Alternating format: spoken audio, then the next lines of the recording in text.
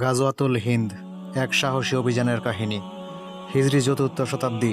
এক রাতে দামেস্কের এক তরুণ মুজাহিদ খালিদ বিন মাজিদ এক বিস্ময়কর স্বপ্ন দেখলেন। তিনি দেখতে পেলেন নবী করিম সাল্লাল্লাহু আলাইহি ওয়াসাল্লাম একদল বীর মুজাহিদকে ইঙ্গিত করে বলছেন, তোমরা গাজওয়াতুল হিন্দে অংশ নেবে আর আল্লাহ তোমাদের বিজয় দান করবেন। ঘুম থেকে জেগে তিনি বুঝতে পারলেন এটি কেবল একটি সাধারণ স্বপ্ন নয়, এক মহান দায়িত্বের ডাক। দামেস্কের কেন্দ্রীয় মসজিদে জামায়াত হলো একদল সাহসী মুজাহিদ।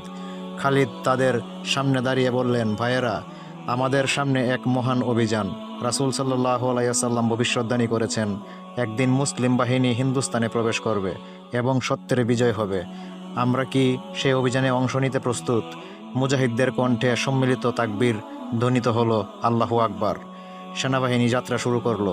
আফগানিস্তানের পাহাড়ি পথ পেরিয়ে তারা সিন্ধুর তীরে পৌঁছায়।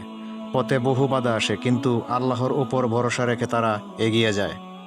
হিন্দুস্তানের রাজা জয় সিং এক বিশাল বাহিনী নিয়ে তাদের প্রতিরোধ করতে আসে। যুদ্ধ শুরু হয় এবং বহু মুজাহিদ শহীদ হন। কিন্তু মুসলিম সেনাপতি খালিদ বিন মাজিদ বলেন, আমরা শহীদ হব অথবা বিজয় লাভ করব, পিছু হটার সুযোগ নেই।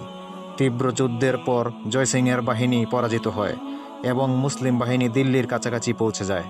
সত্য ও ন্যায়ের দাওয়াত চারদিকে ছড়িয়ে পড়ে। বহু মানুষ ইসলাম গ্রহণ করতে থাকে। এটি ছিল গাজওয়াতুল হিন্দের প্রথম ধাপ। ইতিহাস সাক্ষী, এই অভিযান একদিন সম্পূর্ণ হবে ইনশাআল্লাহ, এবং হিন্দুস্তানে ন্যায় ও সত্য প্রতিষ্ঠিত হবে।